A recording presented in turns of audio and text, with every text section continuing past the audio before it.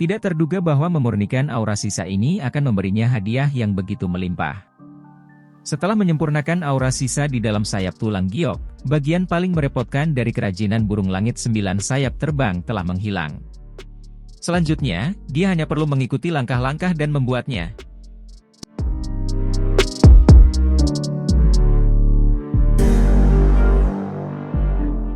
Mata Xiao Yan yang tertutup rapat perlahan dibuka di dalam ruangan. Kilatan melintas di matanya yang hitam gelap sebelum menghilang dengan cepat. Seteguk udara keruh mengikuti tenggorokan Xiao Yan saat perlahan dihembuskan. Pada saat ini, Xiao Yan tidak hanya tidak menunjukkan kelelahan bahkan setelah pertempuran spiritual yang besar, tapi dia juga memperkuat kekuatan spiritualnya karena dia telah menelan banyak aura yang tersisa. Tubuhnya yang awalnya agak lelah sekali lagi dipenuhi dengan energi. Mata Xiao Yan perlahan meluncur ke sayap tulang giok yang tergantung di depannya setelah membukanya.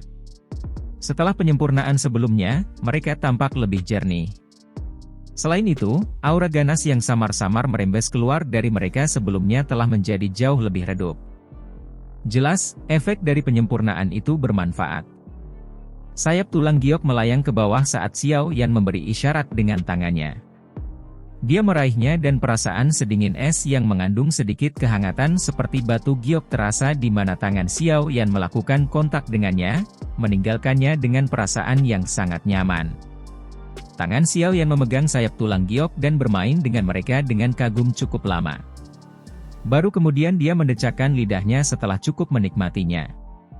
Setelah itu, dia menjentikkan jarinya dan nyala api hijau giok yang ganas tiba-tiba melonjak dari tubuhnya. Perlahan-lahan lolos dari tubuhnya dan bangkit di ruang di depannya. Setelah mengendalikan suhu api hijau giok dengan kekuatan spiritualnya, Xiao Yan melemparkan tangannya dan sayap tulang giok berpisah darinya. Mereka dilemparkan ke dalam sekelompok besar api yang mengambang di udara. Suara embusan segera dipancarkan dari api hijau giok setelah sayap tulang giok dilemparkan ke dalamnya. Nyala api membubung dan suhu yang menakutkan menyebar dari dalam, memanggang seluruh ruangan sampai seperti tungku. Mata Xiao Yan tidak bergerak saat dia melihat sayap tulang giok dipanggang oleh api. Setelah peningkatan suhu, jejak udara abu-abu, yang sulit dideteksi, dilepaskan dari sayap tulang dengan suara, "Ci". Udara itu kemudian berubah menjadi ketiadaan dan tersebar di bawah suhu menakutkan dari api hati teratai mengkilap. Tidak terduga bahwa aura yang tersisa ini tersembunyi begitu dalam. Jika bukan karena api hati teratai mengkilap, kemungkinan akan sangat sulit untuk memaksa mereka semua keluar. Xiao Yan melirik udara berwarna abu-abu yang ingin melarikan diri, tapi malah langsung menguap. Dia tidak bisa membantu tetapi menggelengkan kepalanya dan menghela nafas. Tangan Xiao Yan tidak ragu sedikit pun saat berbicara. Dia mengendalikan suhu api hati teratai mengkilap dan membiarkannya naik. Sesaat setelah suhu nyala api melonjak, kecepatan emisi aliran udara abu-abu dari sayap tulang giok berangsur-angsur melambat. Sebelumnya, masih mungkin untuk sering melihatnya. Sekarang, hanya seutas benang samar udara yang akan dipancarkan setiap 2 hingga 3 menit. Jelas, di bawah suhu menakutkan dari api hati teratai mengkilap, aura sisa yang tersembunyi di dalam sayap tulang giok secara bertahap dipaksa keluar. Pemanggangan suhu tinggi semacam ini berlanjut selama sekitar 1 jam. Pada akhirnya, Xiao Yan menghela nafas lega setelah tidak melihat seutas udara yang dipancarkan meski dipanggang selama setengah jam. Tampaknya aura di dalam sayap tulang telah benar-benar dikeluarkan. Setelah menyelesaikan pemindahan, Xiao Yan tidak hanya menarik apinya. Sebaliknya, dia mempertahankan suhu nyala api. Menggunakan suhu konstan itu, dia berulang kali memanggang sayap tulang giok. Pemanggangan semacam ini berlanjut selama sekitar 2 jam lagi. Akhirnya, sayap tulang giok, yang telah kosong dari aktivitas apapun, menunjukkan petunjuk transformasi. Orang bisa melihat tetesan cairan berwarna giok tebal diam-diam jatuh dari permukaan tulang yang jernih. Manik cair giok ini tidak hilang. Sebaliknya, itu tetap dalam nyala api dan perlahan-lahan bergejolak. Efek berantai tampaknya telah dipicu setelah tetesan pertama cairan giok muncul. Jumlah cairan berwarna giok yang tak henti-hentinya merembes keluar dari sumsum tulang sebelum akhirnya melepaskan suara menetes saat mereka semua jatuh. Kurang dari setengah jam kemudian, genangan cairan kecil sedalam setengah inci terbentuk di bawah sayap tulang giok, dan ukuran sayap tulang giok telah menyusut lebih dari setengahnya. Transformasi sayap tulang giok ini tidak menyebabkan Xiao Yan merasa panik atau kehilangan. Tatapannya tetap tenang saat segel tangannya mengendalikan suhu nyala api, mempertahankan suhu konstan. Itu tidak meningkat atau menurun. Dengan aliran waktu, ukuran sayap tulang giok tumbuh semakin kecil. Jumlah cairan giok di bawahnya meningkat dan menjadi lebih padat. Suara lembut namun jernih tiba-tiba bergema di seluruh ruangan. Xiao Yan tiba-tiba membuka matanya yang tertutup rapat dan mengangkatnya sedikit. Dia segera menemukan bahwa sayap tulang giok telah benar-benar menghilang. Yang menggantikan sayap adalah cairan giok tebal. Selain itu, karena suhu tinggi dari api hati teratai mengkilap, gelembung-gelembung kecil mulai naik di dalam cairan dan energi aneh akan dipancarkan setiap kali gelembung meledak. Senyum lega muncul di wajah Xiao Yan saat dia mengamati genangan cairan batu giok. Setelah menyempurnakannya dengan susah payah untuk waktu yang lama, dia akhirnya menyempurnakannya. Kalau bukan karena Glazed Lotus Heart Flame, kemungkinan waktu yang dibutuhkan untuk memperbaikinya setidaknya 10 hingga 20 kali lebih lama. Pikiran Xiao Yan bergerak sedikit dan suhu api hijau giok tiba-tiba melonjak. Ekspresi Xiao Yan juga berangsur-angsur menjadi serius. Dia membalik tangannya dan lebih dari 10 tulang yang berisi warna perak muncul. Dia melemparkan tulang-tulang berwarna perak ini ke dalam api. Setelah itu, mereka secara bertahap berubah menjadi bubuk perak di tengah gelombang suara aneh seperti guntur. Bubuk itu kemudian tersebar ke dalam cairan berwarna giok. Tulang-tulang berwarna perak ini adalah tulang magical beast dengan afinitas petir. Permukaan mereka telah dipenuhi dengan energi afinitas petir yang belum tersebar. Pada saat ini, mereka sedang bercampur dengan sayap terbang yang akan segera terbentuk, memperkuat sayap terbang. Jika sayap bertemu dengan badai, mereka akan dapat mencapai efek resonansi dengan energi afinitas petir di langit, memungkinkan kecepatan mereka meningkat. Xiao Yan mengeluarkan beberapa barang aneh dan unik dari cincin penyimpanannya satu demi satu setelah melemparkan tulang-tulang berwarna perak ini ke dalam api. Ada bulu, tulang berduri, sayap berbentuk acak, DLL. Meskipun barang-barang ini semuanya berbeda, semuanya memiliki kesamaan. Mereka semua mengandung energi. Meskipun energi yang dikandungnya tidak terlalu kuat, itu akan seperti menambahkan sayap ke harimau ketika sampai pada apa yang akan diciptakan. Xiao Yan mempelajari cairan berwarna giok yang warnanya sedikit berubah. Dia perlahan menghembuskan napas dan mengganti segel yang dibentuk oleh tangannya. Orang bisa merasakan bahwa suhu api hati teratai mengkilap mulai menurun. Penurunan ini tiba-tiba berhenti setelah dikurangi ke tingkat tertentu. Akhirnya, itu mencerminkan nyala api hangat yang digunakan untuk merebus sesuatu saat perlahan-lahan memanggang genangan cairan batu giok. Xiao Yan juga menghela nafas lega setelah melihat nyala api memancarkan suhu hangat. Setelah itu, dia perlahan menutup matanya. Selanjutnya, dia meluangkan waktu untuk menyeduh pil. Setelah periode waktu ini berlalu dengan lancar, dia akan bisa membuat burung langit 9 sayap terbang. Setelah Xiao Yan perlahan menutup matanya, ruangan itu sekali lagi menjadi sunyi. Hanya ada suara gemerisik lembut dari api hijau giok serta suara tiba-tiba dari gelembung yang meledak. Waktu pembuatan berlanjut selama hampir 2 hari 2 malam. Bahkan Xiao Yan merasa agak terkejut tentang ini. Namun, beruntung dia sudah siap kali ini. Oleh karena itu, dia tidak membuat kesalahan. Selama periode waktu ini, dia juga menemukan kesempatan untuk memberitahu penatua pertama Suqian dan yang lainnya. Karena itu, mereka tidak datang dan mengganggunya. Sebaliknya, ia meminta agar tempat ini menjadi area terlarang yang tidak diizinkan masuk oleh orang biasa. Xiao Yan perlahan membuka matanya yang tertutup rapat setelah 2 hari 2 malam. Hal pertama yang dia lakukan adalah mengarahkan pandangannya ke api hijau giok. Cairan berwarna giok perlahan mengalir di dalam nyala api hijau giok yang terbakar hebat. Pada saat ini, tampaknya sangat tebal seolah-olah akan mengeras. Tampaknya jika pemanggangan ini berlangsung beberapa jam lagi, cairan itu mungkin berubah menjadi sekelompok batu giok keras. Xiao Yan dengan lembut menghembuskan napas. Kekuatan spiritualnya perlahan menyebar dari antara alisnya dan dengan cepat menyerbu nyala api. Setelah itu, dengan lancar memasuki cairan berwarna giok yang sangat kental. Cairan giok tebal bergetar hebat setelah invasi kekuatan spiritual Xiao Yan. Tampaknya memiliki kekuatan hidup saat mulai bergoyang. Cara bergeraknya seolah-olah tangan besar yang tak terlihat mencoba menarik sesuatu. Goyangan berlanjut selama setengah jam atau lebih sebelum genangan cairan batu giok anehnya berubah menjadi sepasang sayap tulang besar sepanjang 10 kaki. Cukup banyak duri perak panjang inci telah tumbuh di tepi sayap tulang. Petir samar juga berlama-lama di atasnya. Bagian lain dari sayap tulang juga memiliki garis-garis misterius dengan warna berbeda, memberikan penampilan yang sangat aneh dan indah. Jika dia menggunakan sepasang sayap ini untuk keluar dan terbang, kemungkinan dia akan tampak sangat menarik.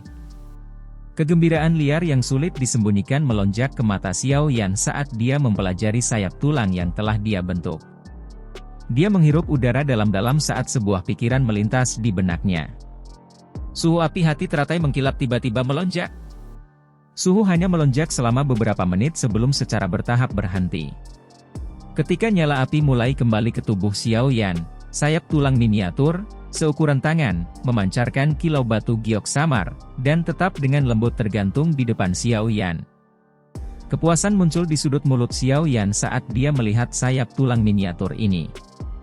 Dia menggigit jari tengahnya dan tetesan darah segar menetes ke bawah. Itu mendarat di sayap tulang. Darah segar baru saja melakukan kontak dengan sayap tulang ketika mereka dengan cepat menyerapnya. Setelah itu, cahaya giok yang intens dipancarkan. Dengan suara, suo, mereka berubah menjadi sinar cahaya dan menembak ke tubuh Xiao Yan. Xiao Yan merasakan sakit yang membakar di pundaknya setelah sayap tulang memasuki tubuhnya. Segera, sepasang sayap ungu pucat jatuh dari bahunya. Xiao Yan dengan cepat menerimanya dan tertawa terbahak-bahak. Tidak terduga bahwa sayap tulang ini benar-benar sombong. Tanpa persetujuan pemiliknya, mereka telah mengusir sayap awan ungu dari tubuhnya. Sayap-sayap ini benar-benar memiliki kesombongan yang tak terbatas dan sikap sombong. Xiao Yan sedikit melengkungkan bibirnya. Pikirannya bergerak dan dia segera mendengar suara, "Ci." Sayap tulang besar yang memancarkan cahaya giok tiba-tiba melesat keluar dari punggungnya. Saat sayap tulang perlahan mengepak, Xiao Yan merasakan bahwa energi afinitas angin alami di sekitarnya telah menjadi sangat sensitif. Dia tanpa sadar menjilat mulutnya.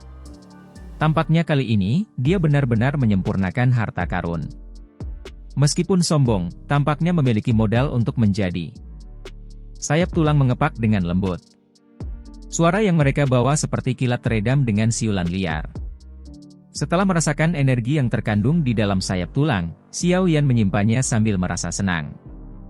Sayap tulang dengan cepat menyusut di tengah sedikit cahaya. Akhirnya, mereka berubah menjadi dua garis halus yang melesat ke tubuh Xiao Yan dan menghilang. Setelah sayap tulang memasuki tubuhnya, Xiao Yan merasakannya sebelum tanpa sadar mengeluarkan sedikit senyum. Sekte Angsa Emas tidak mengandalkan keberuntungan untuk menjadi penguasa kerajaan mereka.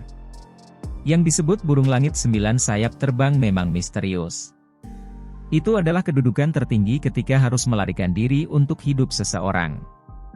Jika Medusa tidak memanfaatkan ketika Luo Yantian bermain-main dengan seorang wanita, kemungkinan dia tidak akan bisa membunuhnya dengan mudah. Sekarang sayap tulang telah berhasil disempurnakan, Xiao Yan juga mendapatkan jaminan tambahan. Jika dia bertemu dengan seorang ahli yang sulit dia hadapi di masa depan, dia setidaknya bisa melarikan diri bahkan jika dia tidak bisa mengalahkannya. Dengan kecepatannya saat ini dan sayap tulang ini, kemungkinan dia bisa menyaingi kecepatan Douzong yang sangat kuat. Xiao Yan menghela nafas lembut setelah mengembalikan sayap tulang ke tubuhnya. Setelah itu, dia perlahan berjalan ke pintu kamar dan membukanya. Berderit. Sinar matahari yang hangat merembes seperti merkuri saat pintu ke ruangan itu perlahan dibuka, menyebabkan mata Xiao Yan menyipit secara alami. Sesaat kemudian, dia terbiasa dengan cahaya, jadi dia perlahan melangkah keluar ruangan. "Kamu akhirnya keluar."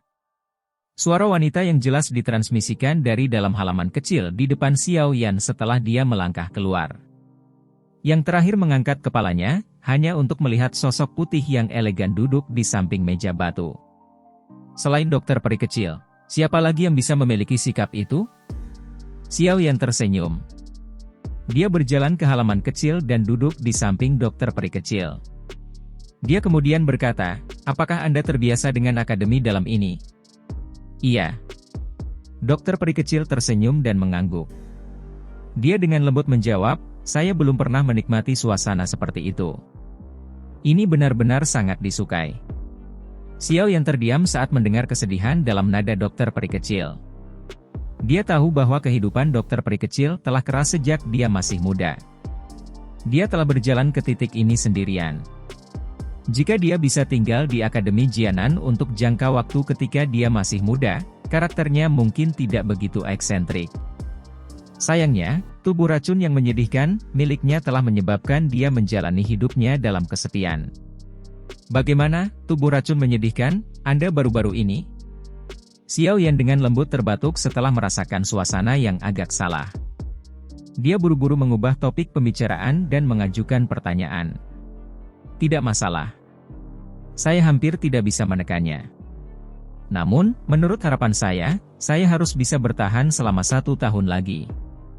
Pada saat itu, jika saya tidak dapat sepenuhnya mengendalikan tubuh racun yang menyedihkan ini, mungkin itu akan benar-benar meletus.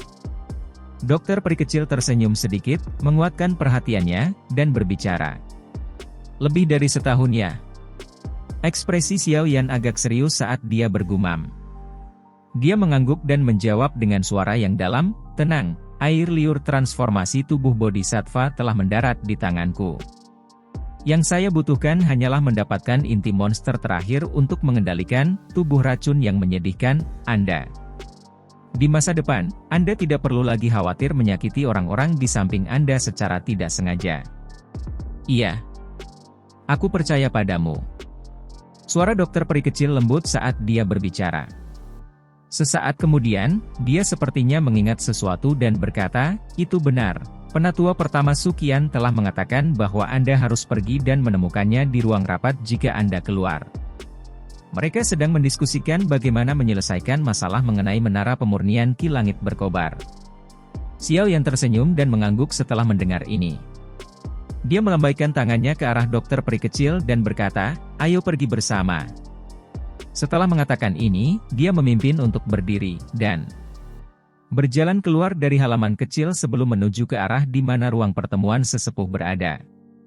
Dokter peri kecil di belakangnya ragu-ragu sejenak sebelum mengikuti. Berderit. Pintu ruang rapat, dipenuhi dengan suasana khusyuk, tiba-tiba terbuka. 2 sosok perlahan masuk. Beberapa sesepuh yang telah terlibat dalam diskusi buru-buru berdiri ketika mereka melihat mereka. Hihi, kami sudah menunggumu selama 2 hari. Sukian menatap sesepuh akademi dalam yang telah menangkupkan tangan mereka saat melihat Xiao Yan. Dia tanpa sadar membelai janggutnya dan tertawa. Maaf, ada masalah mendesak yang harus diperhatikan. Jadi, saya tertunda. Xiao Yan tersenyum agak meminta maaf. Setelah itu, dia memimpin dokter peri kecil untuk secara acak menemukan tempat duduk untuk duduk. Dia tersenyum dan menatap Sukian sebelum berkata, penatua pertama, kapan saya harus mengisi api hati di menara pemurnian Ki Langit yang berkobar? Yang perlu Anda lakukan adalah mengucapkan kata itu. Xiao Yan pasti akan melakukan yang terbaik. Tidak perlu terburu-buru. Sukian melambaikan tangannya saat dia menjawab, pengisian api hati biasa akan sangat luar biasa jika bisa paling memungkinkan menara pemurnian Ki Langit yang berkobar bertahan selama 2 hingga 3 tahun. Namun, Anda akan pergi ke dataran tengah yang jauh di masa depan. Pada saat itu, Anda tidak akan bisa datang dan pergi seperti yang Anda bisa sekarang. Oleh karena itu, kita harus menemukan jaminan jangka panjang kali ini. Xiao Yan mengangguk sedikit saat mendengar ini. Dia secara alami baik-baik saja dengan hasil ini jika memungkinkan. Bagaimanapun, dia juga jelas tahu bahwa dia tidak akan bisa melakukan perjalanan ke akademi dalam setiap 2 hingga 3 tahun. Pada saat itu, jika api hati jatuh kehilangan efeknya, siapa yang akan datang untuk mengisinya kembali? Metode macam apa yang ada dalam pikiran penatua pertama? Xiao Yan merajut alisnya sedikit dan bertanya. Memang ada metode. Namun, itu akan menjadi beban bagimu.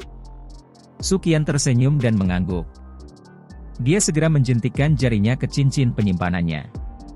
Sebuah benda berbentuk aneh yang telah dibuat oleh kaca transparan muncul di permukaan meja. Dia menunjuk benda kristal kosong ini dan tertawa. Benda ini diciptakan oleh wali balai dari Akademi Dalam. Dia menyebut ini, wadah pengumpul api. Jika Anda dapat memasukkan benang esensi Valen Heart Flame asli ke dalamnya, itu akan dapat tanpa henti menghasilkan api hati selama seseorang berulang kali menuangkan Douqi ke dalamnya di masa depan. Tentu saja, efek dari api hati semacam ini secara alami tidak sebanding dengan efek api hati yang sangat kuat yang diciptakan oleh tubuh sebenarnya dari api hati yang jatuh. Namun, itu masih memiliki beberapa efek pada peningkatan kecepatan pelatihan seseorang. Namun, membelah benang esensi api hati jatuh akan menyebabkan Anda sangat terluka. Kemungkinan Anda perlu memulihkan diri untuk jangka waktu tertentu agar dapat pulih. Bagaimanapun, ini membutuhkan esensi api hati, bukan api hati yang diciptakan oleh esensi api. Tatapan Xiao Yan mengamati benda kristal aneh itu dengan penuh minat setelah dia mendengar Su Qian berbicara. Ekspresinya segera menjadi agak tidak biasa. Selain corong panjang di atas benda ini, Xiao Yan benar-benar tidak dapat menemukan bagian manapun yang seperti wadah. Dia benar-benar tidak mengerti mengapa penatua wali balai ingin menyebut ini pot.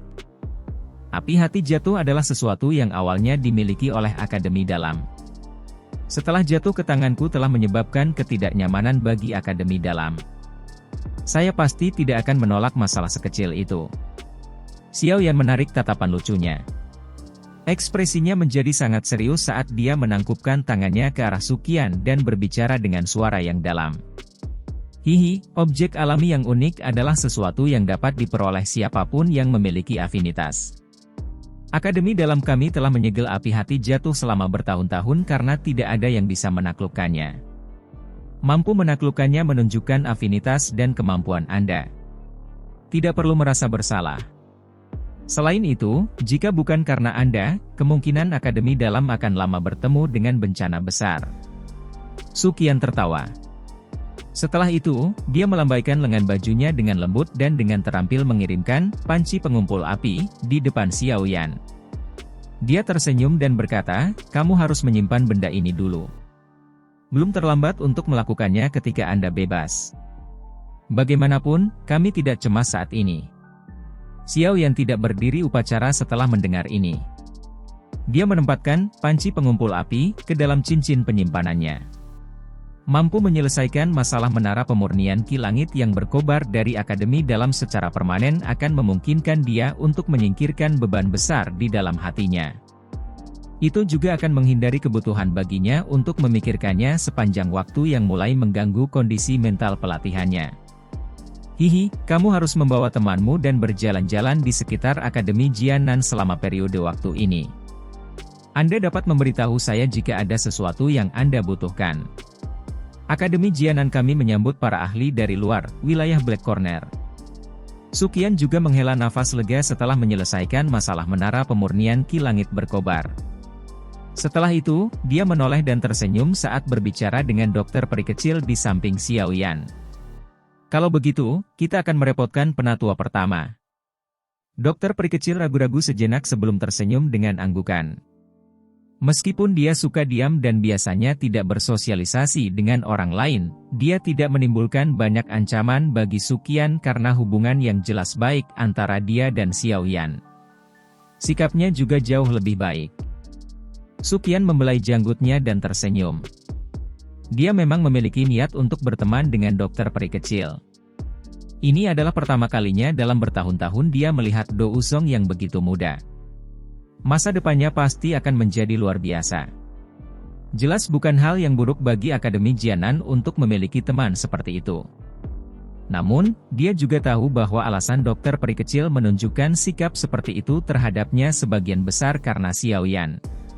Setelah menyelesaikan diskusi tentang hal-hal formal, suasana di dalam ruang rapat menjadi jauh lebih santai. Cukup banyak sesepuh di Akademi Dalam adalah kenalan lama Xiao Yan. Secara alami tidak dapat dihindari untuk beberapa kata sopan untuk dipertukarkan bahwa mereka telah bertemu lagi. Mungkin itu karena status Xiao Yan sebagai alkemis tingkat 6 tapi cukup banyak sikap sesepuh terhadapnya menyebabkan bahkan Xiao Yan agak tidak bisa bertahan. Seorang alkemis benar-benar pekerjaan yang sangat populer. Tawa dan obrolan berlanjut di ruang rapat selama sekitar setengah jam atau lebih. Tepat ketika Xiao Yan hendak pergi, pintu yang tertutup rapat itu tiba-tiba dan dengan keras didorong terbuka. Segera, Xiao Li yang dingin dan tegas dengan cepat masuk. Semua orang di aula tercengang saat melihat ekspresi Xiao Li. Suqian segera sedikit mengernyit dan bertanya, "Apa yang terjadi?" Mata Xiao Li berkeliaran di sekitar ruangan. Setelah itu, mereka berhenti di Xiao Yan dan Suqian. Dia ragu-ragu sejenak sebelum berkata dengan suara yang dalam, "Menurut informasi yang saya dapatkan, lembah api iblis tampaknya memiliki cukup banyak aktivitas baru-baru ini. Tampaknya Han Feng telah mengundang hantu iblis tanah tua untuk keluar." Ekspresi semua orang di aula tiba-tiba berubah saat kata-kata ini terdengar.